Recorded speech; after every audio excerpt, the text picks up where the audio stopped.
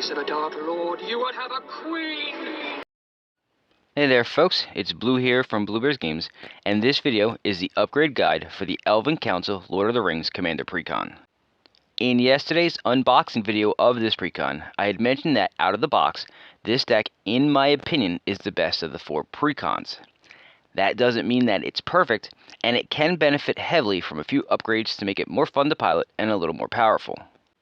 One of the odd things about this guide is that while the first 2 Lord of the Rings Precons that I did this for needed a lot of card changes to make them at least somewhat playable, but I ended up with a larger number of cards to suggest for this Precon than even those 2 did. Not because it needed the changes, mind you, but because I felt like the political voting aspect was just kind of meh, and I wanted to replace it with something else that would make the deck stronger and feel more like a Simic deck rather than just a green elf deck with blue just thrown in.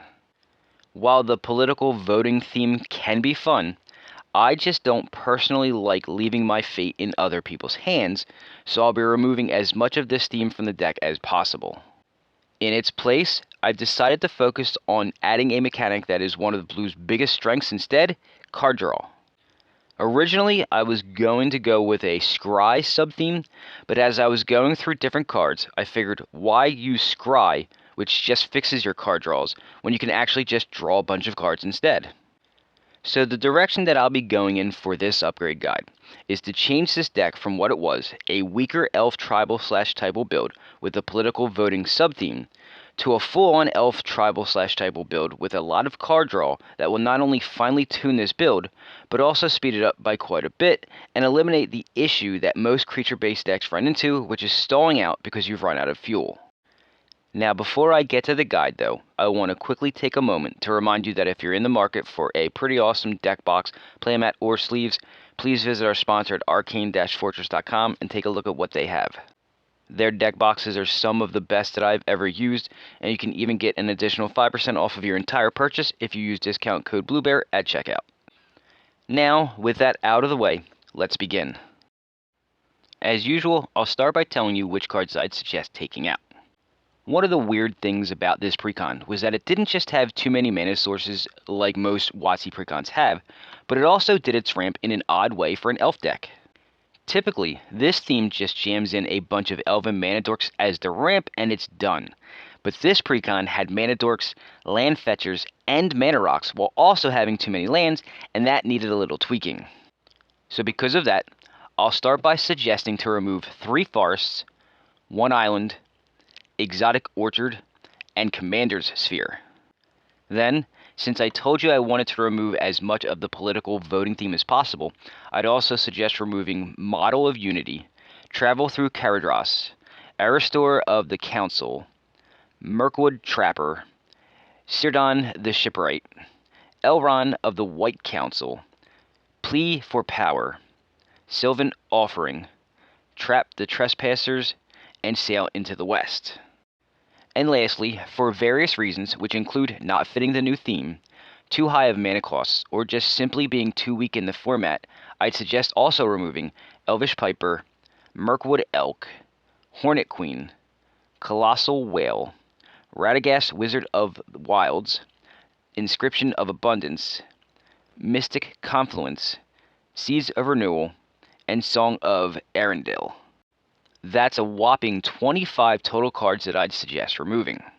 Again, not because the core of this deck is weak, but because I wanted to remove the political voting sub-theme on top of also removing cards that I would have removed to make room to strengthen the deck's main elf tribal/typal theme as well. So with 25 cards removed, we now have to fill those spots, right? Before I show you the cards that I would swap in, I want to remind you that if you want to see mana-fixing land upgrade suggestions, check out the upgrade guide video that I did for the Forces of the Imperium Warhammer 40k Precon. At the top of your screen is a link that you can use to go directly to the video, and I've timestamped the guide in the description of that video so you can easily find it after you're done watching this one. Now, let me show you the 25 cards I believe would really take this deck to the next level, starting with a couple of utility lands. The first utility land that I would add is Reliquary Tower, because the amount of cards that you're going to be drawing will easily take you above the maximum limit.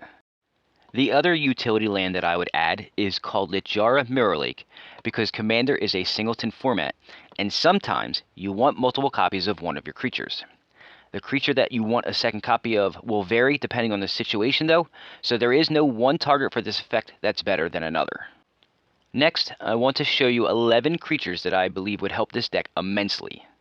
The first 6 are what we call Tribal Lords. These cards buff specific creature types either by adding keyword abilities to them or by boosting their stats. Elves have more than 6 cards that do this, but for the theme I'm going for, I would go with the following: Galadrim Brigade, Imperious Perfect, Leaf-Crowned Visionary, Dwynnin Gilt-Leaf Dane, Elvish Champion, and Azuri Renegade Leader. 5 of them give a static stat buff, while the last one only gives a temporary stat buff. Then each of them does something a little different. Between card draw, life gain, token creation, and evasion, each one provides a little extra for your horde of elves. Speaking of card draw, I would also add in both Beast Whisperer and Masked Admirers, because both help do this repeatedly. One does it for every creature that you cast, and the other does it when it's cast itself.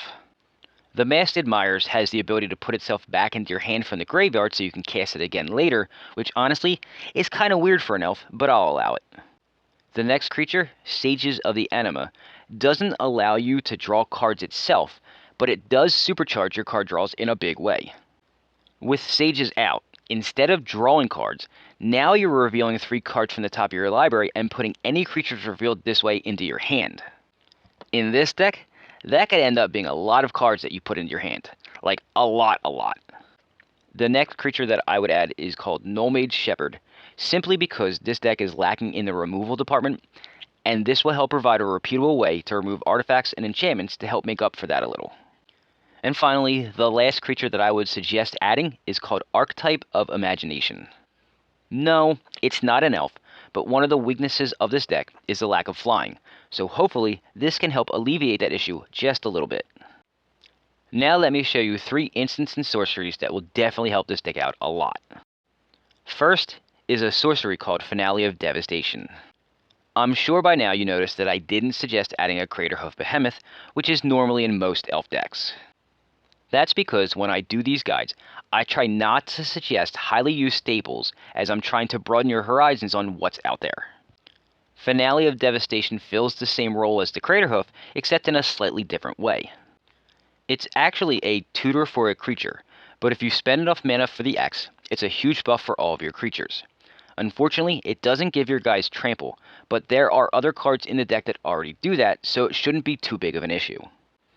I'd also add Mystical Tutor and Solve the Equation, because they are great cards to go find that Finale of Devastation when it's time to end the game. They can also tutor for other spells that you may need early in the game, but the main reason for these is to help find your finisher when you just need to end the game now. Moving on, the next set of cards I want to show you are the enchantments, which for the new direction I'm taking this build in are the most important. There are 7 that I will be showing you, and their effects will all gel together nicely to make this build work in a cohesive manner. First up is a card called Guardian Project. This is one of my favorite cards in Magic for any green creature-based commander deck, and it's not even close.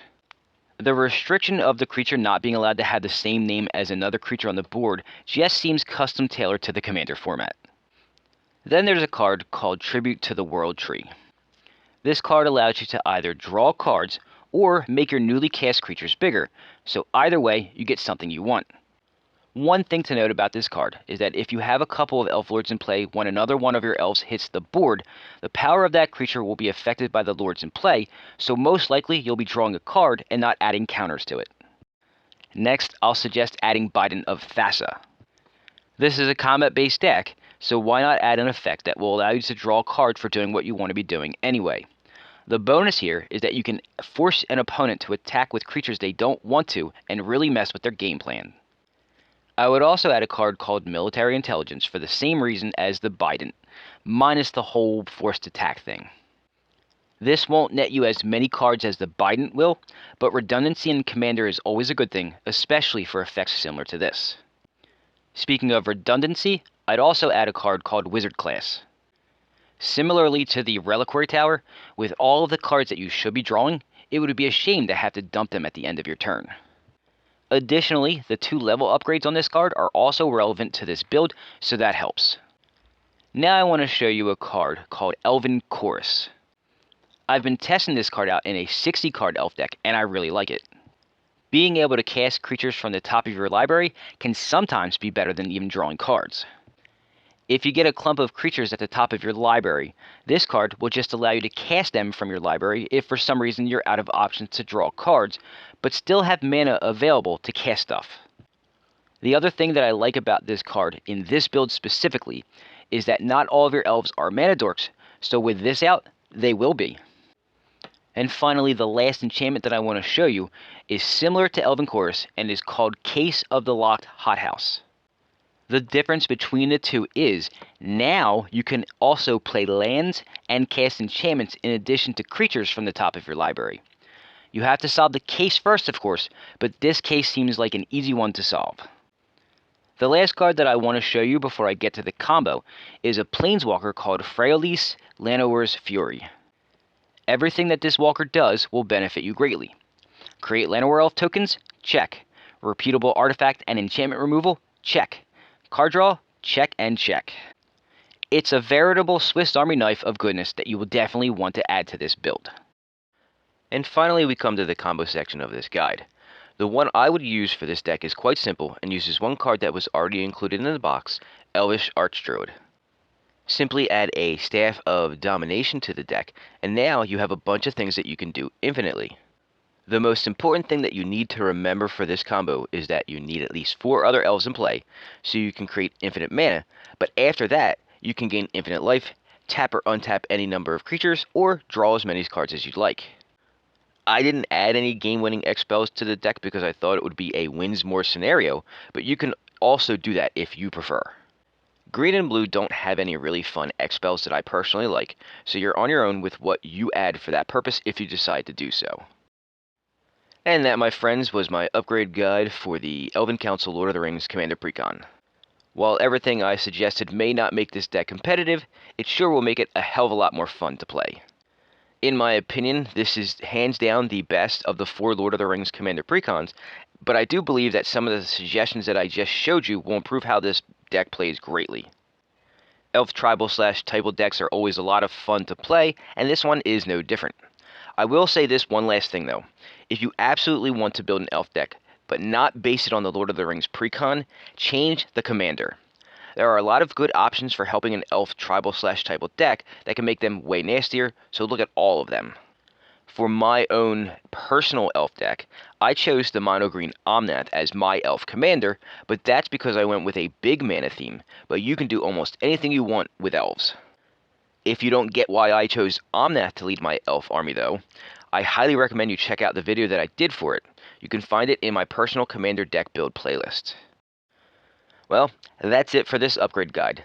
Let me know what you think of the changes in the comments section.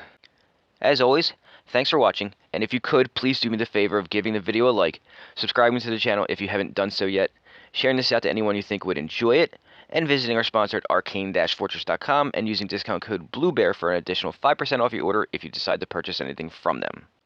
Now go and watch some of my many other videos to tide you over until next week's video drops.